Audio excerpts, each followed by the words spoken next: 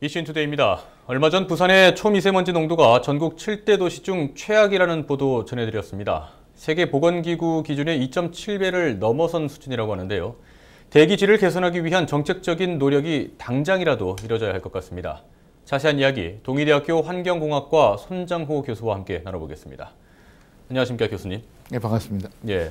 어제 마침 사상 쪽에서 이 미세먼지 관련한 회의가 열렸다면서요? 네네. 예, 어떤 얘기가 좀 오갔습니까? 예, 지금 작년도 같은 경우에 특히 우리 부산시 중에서 지자체 중에서 가장 미세먼지 농도가 높은 구가 사상구로 지금 알려져 있습니다. 그래서 네네. 사상구에서도 이에 대한 대책을 어떻게 이 문제를 해결해야 되는지 이런 것들에 대해서 자문위원들과의 이 회의를 어제 가졌습니다. 뭐 사상 지역도 그렇지만 사실 부산 자체가 전국 7대 도시 가운데 대기질이 가장 안 좋다 이렇게 좀 뭐랄까요 불운의 1위를 차지하고 있는데요. 이 공기가 얼마나 안 좋은 겁니까 도대체? 예, 부산 이제 작년 데이터에 따르면 부산이 27 마이크로그램 퍼 미터 삼성으로 연평균 데이터입니다.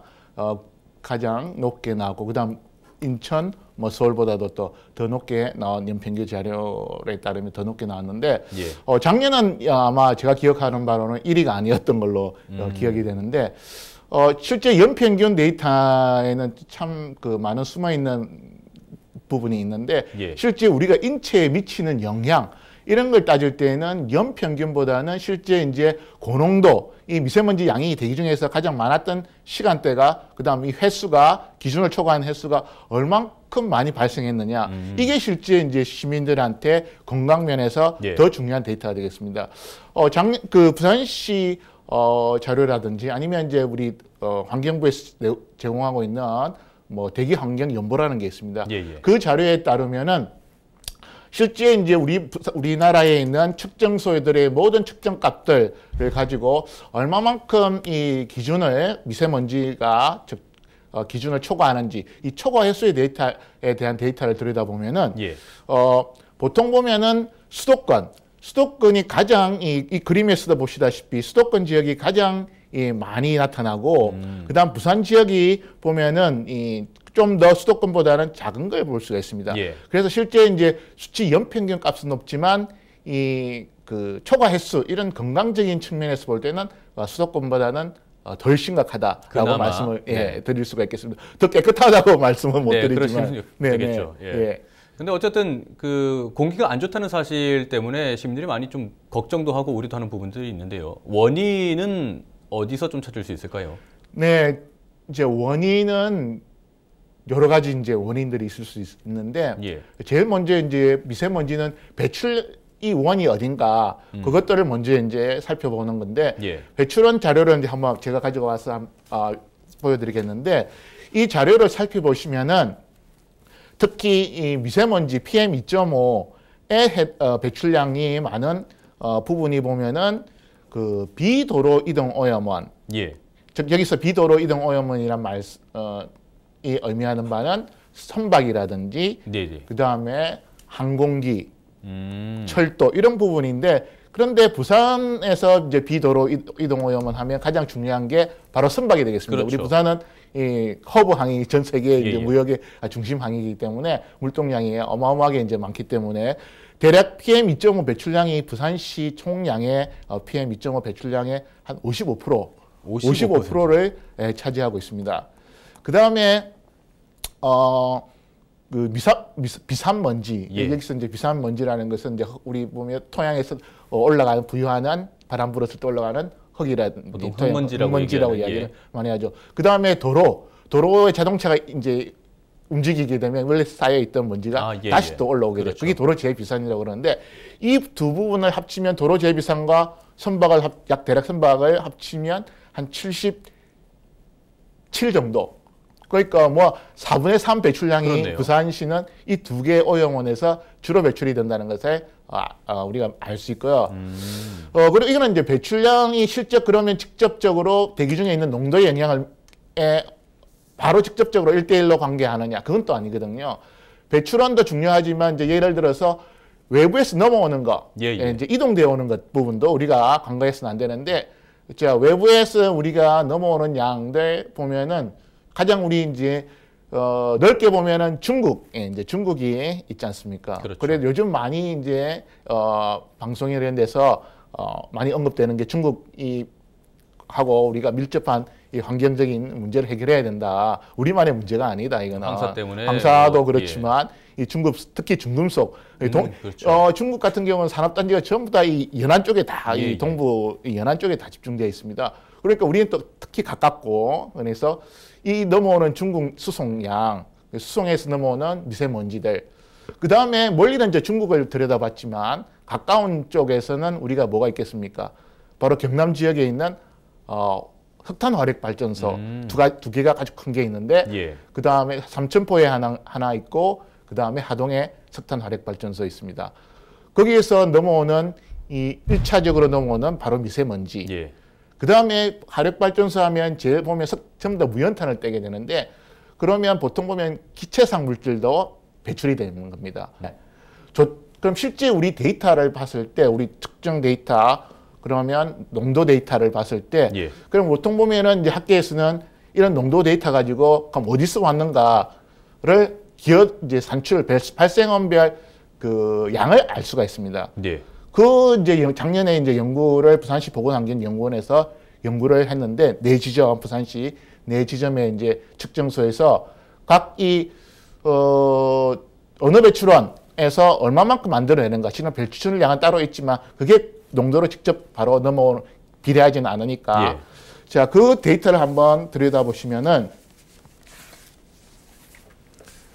광복, 지금 기장, 연산, 합장 이 네 군데서 가장 기여도가 높은 부분이 무엇인가? 그런데 전부 다 보면 1차적으로 나온 게 광복 같은 경우에도 2차 황산염 플러스 선박 이게 1등이었고 기장 같은 경우에도 2차 황산염 플러스 선박 그 다음 연산동에서도 2차 황산염 플러스 선박 학장동은 이제 선박이 효과가 좀 공단이 이제 좀 있다 보니까 2차 황산염 플러스 질산염 선박이 뭐 항상 들어가 있고 그다음 중요한 게 2차 황산염이라고 그랬죠. 아까 보면 우리 가스상 물질 황산화물이 있다고 그랬는데 그 황산화물이 반응을 해가지고 만들어진 게 2차 황산염입니다. 그러면 아까 말씀드린 그 발전소에서 즉 삭스가 어디서 많이 배출되느냐가 중요하니까 석탄의 그 화력 발전소에서 삭스 어마어마한 황산화물을 내고 그 다음에 선박에서도 2차 그 황산화물 벙커CU를 사용하니까 또 어마어마하게 내고 아마 이 두 개가 중첩돼서 이 농도 1등을 하는 데에는 가장 우리 부산시의 그 기여도에 농도 기여도에 영향을 미치는 게 바로 이 선박의 1차, 2차 그다음 또 지금 강가되고 있는 석탄 화력 발전소의 1차, 2차 이게 아마 큰 우리 부산시 농도에 영향을 미치는 인자라고 저는 생각하고 있습니다. 근데 보니까 그 부산만의 문제는 또 아닌 것 같습니다. 우리나라 전체로 보더라도 이 농도 자체가 상당히 짙은 것으로 나오는데 어떻습니까? 전반적으로 본다면은? 전반적으로 이제 좀 높은데 실제 이제 보면 방송에서 EPI 환경 성과 지수 그걸 이제 보도를 했는데 173위였나요? 180개국 중에서 거의 이제 최하위 수준의 이제 국가였는데 저희들은 지리적으로 그렇게 될 수밖에 없는 상황에 처해 있는데 제가 이제 나사의 위성 사진을 이제 가지고 왔는데 2017년도 이제 3월달 전체 3월달 위성에서 본 이 대기 중에 있는 일종의 미세먼지 총량을 이제 나타내는 그림이 되겠는데 이 그림은 이 그림에서 보시다시피 아시아권, 인도, 그다음 중국 이 지역이 가장 이 높은 색깔, 즉 짙은 계열의 색을 나타내고 있는데 그다음에 우리 옆에 있는 우리나라 빨간색으로 표시되어 있는 박스에도 보면 당연히 높아질 수밖에 없죠. 왜냐하면 중국과 인도가 어마어마한 양을 배출해내고 있으니까 그게 결국 우리 쪽으로 넘어오니까 계속 그 양은 안 받을 수가 없는 거죠. 좀 억울하긴 합니다. 억울하죠. 이거 위상사정이 완전히 이제 모든 걸 이야기해주고 있는데 우리는 이제 위치가 너무나 안 좋구나. 우리나라로만 본다면 좀 순위가 올라갈 텐데 이상하게 또 다른 나라의 영향까지 받다 보니까 그러니까요, 오히려 그렇죠. 더 예. 자 보니까 그 미세먼지가 좀 그 입자 크기별로 좀 나누시지 않습니까? 네네. 부유먼지도 있고 미세먼지, 초미세먼지 이런 식으로 좀 구분이 되던데 예. 어떻게 구분하면 되겠습니까? 네, 지금 이제 그 학계에서 많은 이제 이의 제기를 했습니다. 지금 그 용어 자체에 문제가 있다. 예. 그래서 지금 환경부에서 최근에 그 개정을 했는데 명칭 변경을 했는데 지금 PM10이라고 해서 옛날에는 우리가 그걸 미세먼지라고 불렀습니다. 그 다음에 PM2.5는 초미세먼지라고 불렀는데 환경부에서는 이제 이 명칭을 PM10을 미세먼지에서 부유먼지로 바꿨습니다. 그 이유는 뭐냐면 지금 원래 학계의 정의, 미세먼지의 정의는 1마이크로미터를 기준으로 하고 있습니다. 보통 1마이크론이 얼마나 정도 되는가 이제 감이 시민들은 잘 없을 텐데 보통 우리가 두꺼운 머리카락을 뭐 1mm라 친다면 즉 1000배 작은 크기가 됩니다. 예. 이 1마이크로미터를 기준으로 해서 우리가 1마이크로미터보다 작으면 미세먼지, 크면 보통 학계에서는 조대먼지 또는 조대입자 이렇게 명칭을 하는데 1마이크론 크다는 얘기죠. 크다는 건데 1마이크론을 보통 기준으로 하고 있는데 지금 우리 측정 장비는 2.5로 되어 있습니다. 사이즈가. 예. 그래서 거의 가장 가까우니까 그나마 이제 1에 가까우니까 2.5를 기준으로 해서 그래서 1보다 작으면 우리는 이걸 미세먼지라 불러야 된다. 이때까지 초미세먼지라 불렀는데 그 원래 초미세먼지는 국제학계에서는 그 2.5m로는 그냥 그걸 조대 입자라고 합니다. 그 미세먼지라고 합니다. 그래서 우리는 초미세먼지라고 불렀는데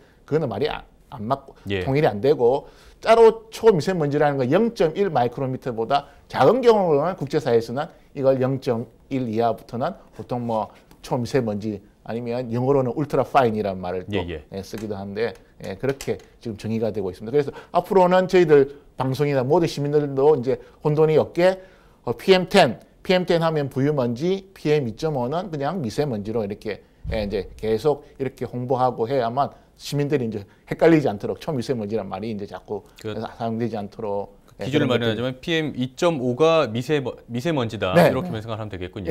예, 알겠습니다. 자, 뭐 미세먼지 때문에 호흡기 걱정하시는 분들도 많으시고 어쨌든 상당히 사회적으로 이슈도 되고 있고 정치고 뭐 정부에서도 많은 관심을 좀 가지고 있을 텐데요. 우리가 이 미세먼지를 좀 저감할 수 있는 방법은 없을까요? 네, 이제 저감은 이제 그 실제 역할이 분담이 돼야 되겠죠. 뭐 지자체에서 할 수 있는 일, 그다음 정부, 그다음 시민들 뭐 자발적으로 좀 더 내려간다면 시민까지.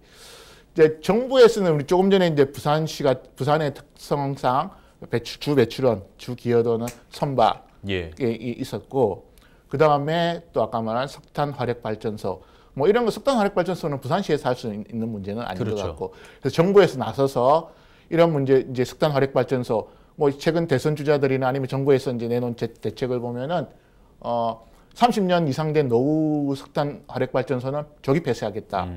그런 정책을 나온 것 같기도 하고, 그 다음에 좀 석탄 화력 발전소를 줄여나가겠다.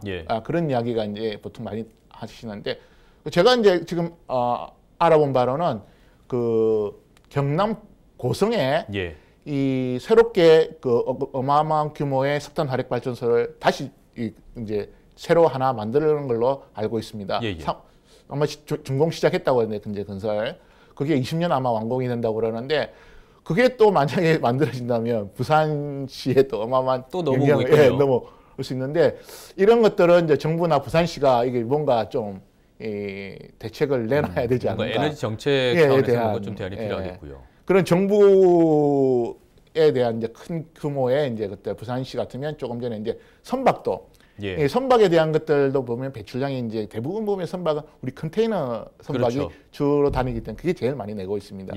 그래서 그 부분에 대한 좀 뭔가 규제 대책이라든지 아니면 뭔가 좀 줄여나가는 방안, 시나 같이 이제 정부와 같이 해서 협력해서 이것 좀 해야 되지 않을까. 알겠습니다. 뭐 쉽게 풀릴 문제도 아닌 것 같고요. 그렇다고 손 놓고 있을 수도 없을 것 같고, 뭐 정부에서도 그리고 지자체에서도 시민들도 좀 지금이라도 당장이라도 뭔가 하나하나 실천하다 보면 조금씩 개선되지 않을까 싶습니다. 네, 그렇습니다. 예, 오늘 여기까지 듣겠습니다. 고맙습니다. 네, 감사합니다.